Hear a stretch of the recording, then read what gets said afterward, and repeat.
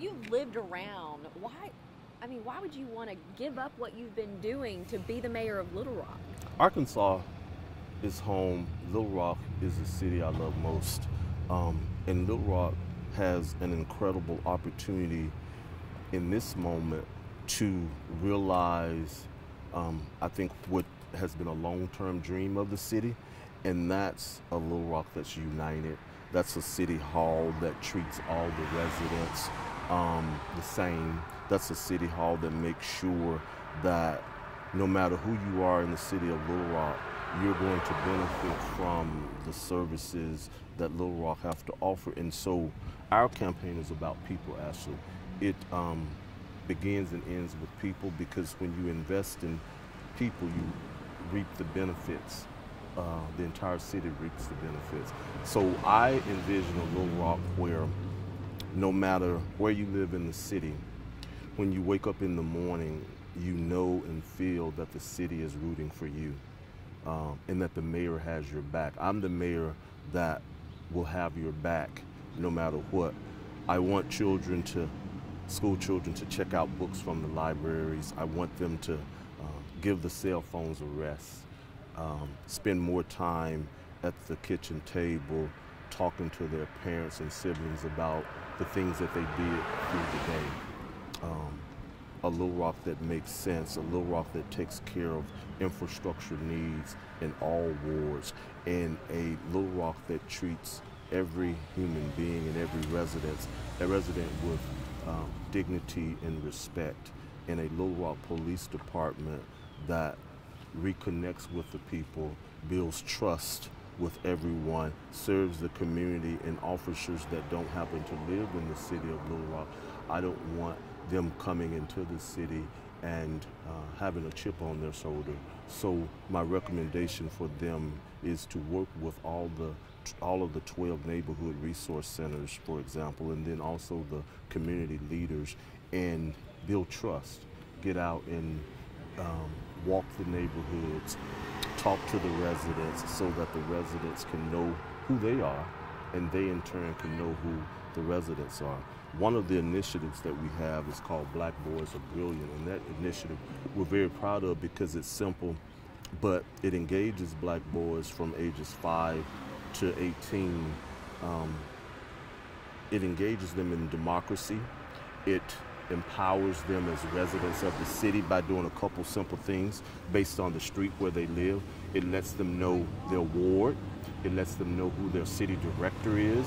It lets them know, we tell them who the chief of police is.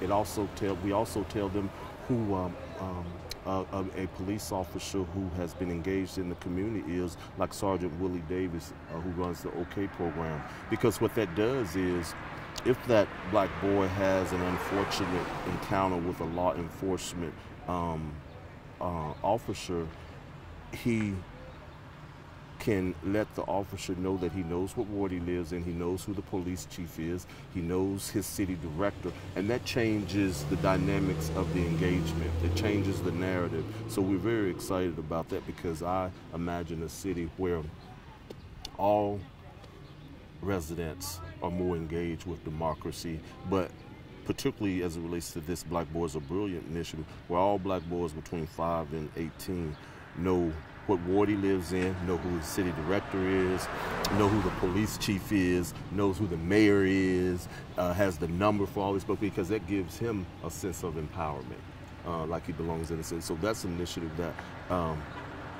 residents are really, they really like.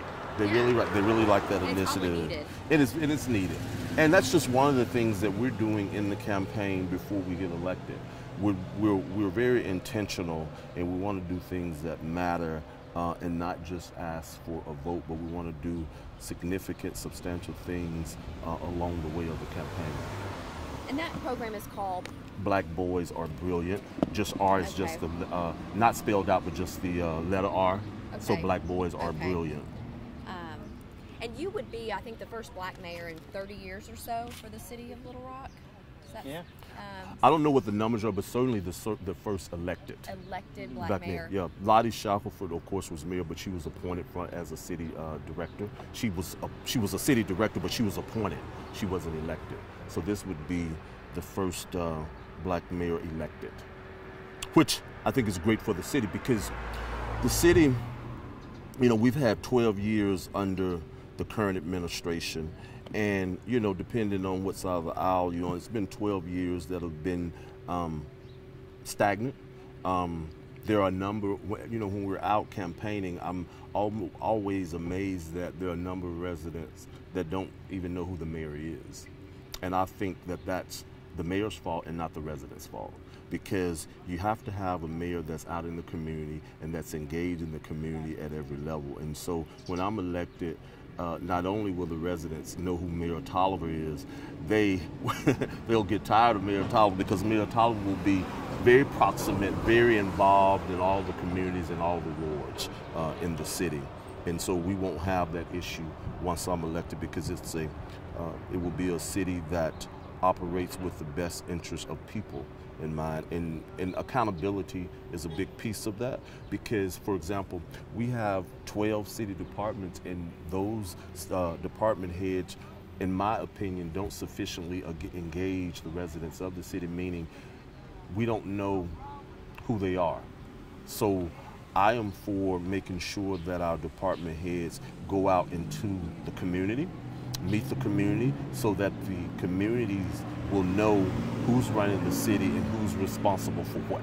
And I think that's really needed, and I think it goes a long way for accountability. I'd also like to see the city treat residents like customers, because that's exactly what they are. I'd like to see the customer service in the city improve, because our campaigns is steeped in the principles of service, fairness, equality, and justice. And I'm really big on customer service. So I'd like to see the city do more in the way of customer service for the residents. And I'd also like to see a survey twice a year from the residents. And we ask them point blank, how are we, the city, doing in your opinion? And one, and two, what can we do to improve? What are the things that we can do to improve our customer service to you? That's very important to me, and I'd love to see Little Rock do that, and I'd love to see us promote more of our slogan, "A City in the Park." Recently, I was at a breakfast meeting with the Park and Recreation Commissioners, and from there, I learned that Little Rock is called a city in the park. I had no idea. Who knew? And so I think we really need to promote that slogan more to attract not only businesses to come here, but also millennials and other folk to move to the city. I think it would be a great slogan for us to attract new residents, because when we do these, when we're on the campaign trails, we're always asked, how do we position the city to attract new residents? That's always been a big question. Well, you do that by not peddling fear about crime, because crime has statistically gone down this year. And you do that by highlighting the natural beauty of the city, and what better way to do that than a city in the park? That's fantastic. And making sure that we take care of our infrastructure needs, walkability. No one should have to own a car. I mean, if you move to a city, one of the attractions is you can get around town without being forced to own a car. And so Little Rock, we have to do a better job in that. And I look forward to having conversations with Rock Region Metro and the new executive director who has come aboard. And so I've met him, but we haven't sat down, but that's on our schedule to sit down, because I believe that once Rock Region Metro gets on board with the city in reimagined ways as it relates to public transportation, you will see a definite change in the city. And I'd also like to engage businesses to provide incentives for their employees, particularly businesses located downtown, because not enough people take public transportation. And one of the reasons that they don't take it is because the public transportation doesn't work for them. And we need to figure out from the residents, what would it take to get you on public transportation and to make it work? And it's not rocket science, it's just a simple conversation. And so those are the sort of things that I look forward to doing as mayor, a city that works for the residents first. We've had 2 mayors in the last 25 years. Yeah. So now we have a field of 5 candidates. You're running against 3 that are obviously very well financed. Sure. What kind of challenges does that present? And then I suppose that's where the People's Campaign comes in. Sure. Well, the most obvious challenge that it presents is things like signage. I mean, look around here. We're at the Sue Cowan Library, and you can see the various signs. I mean, so in a grassroots campaign, what's important is getting the message out. And of course, signs help you do that, but the best way to get a message out to a voter is to talk one-on-one with the voter. And so that's what we have been doing, because what we know for sure is money doesn't vote, people vote.